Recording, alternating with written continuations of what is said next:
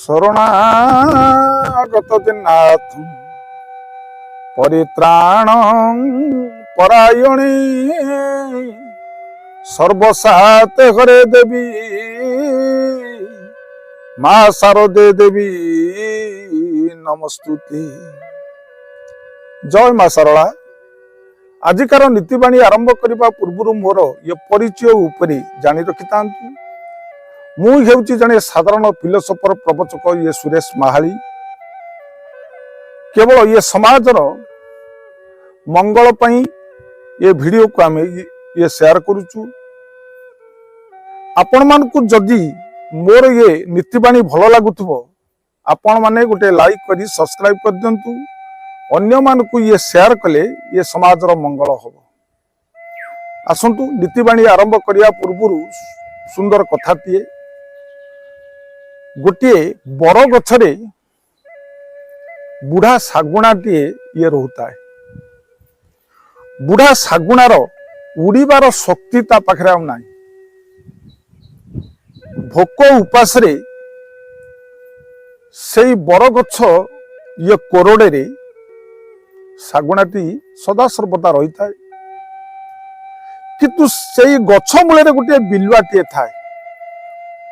ବିଲୁଆଟି ଯଦି କେଉଁଠି ପଚା ମାଂସ ହରିକା ନେଇକି ଆସେ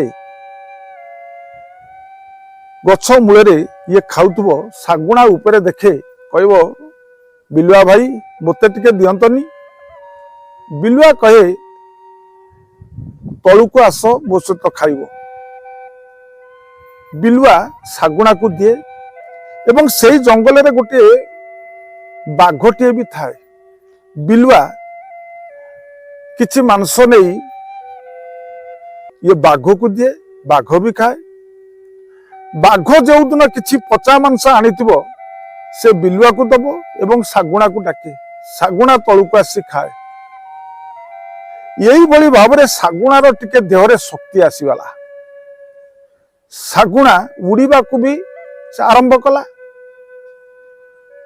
ଶାଗୁଣା ଉଡ଼ି ଉଡ଼ି ଯିବ ଯେଉଁଠି ପଚା ମାଂସ ଥବ ଖାଇକି ଆସେ।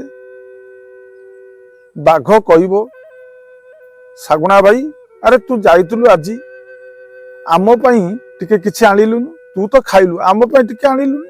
ବିଲୁଆ ବି ସେଇ କଥା କହେ, ତୁ ଯେତେବେଳେ ବିପଦରେ ପଡ଼ିଥିଲୁ ତୋର ଅସହାୟ ଅବସ୍ଥାରେ ଥିଲୁ ସେତେବେଳେ ଆମେ ତୋତେ ଦଉଥିଲୁ, କିନ୍ତୁ ଆଜି ତୋ ଦେହରେ ଶକ୍ତି ଆସିଲା, ତୁ ବୁଲିଲୁ ଏବଂ ନିଜେ ମାଂସ ଖାଇଲୁ, ଆମ ପାଇଁ କାହିଁକି ଆଣିଲୁନି? ଶାଗୁଣା କହେ ଭାଇ ଆଣିଥିଲି ଯେ ବାଟରେ ଖସି ପଇଲା। ଠିକ ଅଛି। ତାପରେ ଶାଗୁଣା ଯାଏ, ବୁଲି ବୁଲି ବୁଲି ବୁଲି ମାଂସ ଖାଇବ, ଆସିବ। ବାଘ ପଚାରିବ, ବିଲୁଆ ପଚାରିବ ଶାଗୁଣା ଭାଇ ଆଜି ଯାଇଥିଲୁ ଆଜି କିଛି ଆଣିଲୁନୁ? ନା ଆଣୁଥିଲି ବାଟରେ ଖସି ପଇଲା। ପ୍ରତ୍ୟେକ ଦିନ ଏଇଭଳି ଶାଗୁଣା ମିଛ କହିଲା। ଯେଉଁ ବନ୍ଧୁ ତାକୁ ଦିନେ ସାହାଯ୍ୟ କରିଥିଲେ ଶାଗୁଣା କିନ୍ତୁ ଆଜି ସେମାନଙ୍କୁ ସାହାଯ୍ୟ କରିବା ପାଇଁ ନୁହେଁ।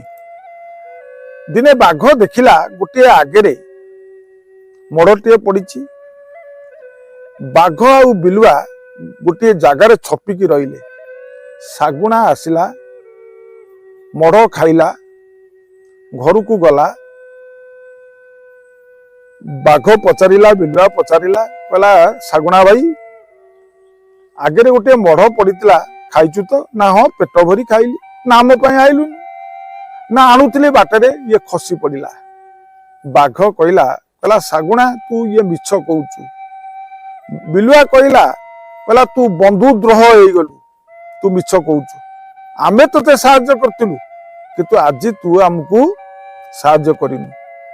ବାଘ ସେଇଠି କହିଲା ମନେ ରଖିଥା, ଆଜି ତୁ ଏଇଭଳି ଭାବରେ ଯୋଉ ବନ୍ଧୁ ମାନଙ୍କୁ ଆଜି ଆମର ଯୋଉ ବନ୍ଧୁ ଆମେ ଥିଲେ 3 ଜଣ, ଆଜି ତୁ ଯେଉଁଭଳି ଭାବରେ ଆମକୁ ଠକିଛୁ ସେଥିପାଇଁ ତୁ ସମସ୍ତଙ୍କ ମାଂସ ଖାଇବୁ କିନ୍ତୁ ତୋ ମାଂସକୁ କେହି ହେଲେ ଜଣେ ଖାଇବେନି।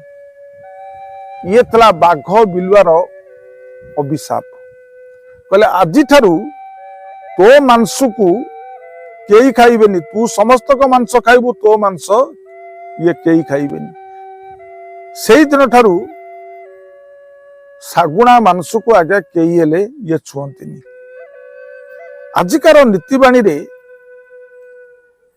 आमे यही शिक्षा लाभ करिबा गाँ गंडारे जदि कहार कलिकजिया लागिथिबो से माने कहती तू एड़े लोभिटा अरे तू समस्त को मांस खाइबू किंतु तो मांस केही खाइबेनी तो धनु को केही खाइबेनी तो धन दिने पानी की जीव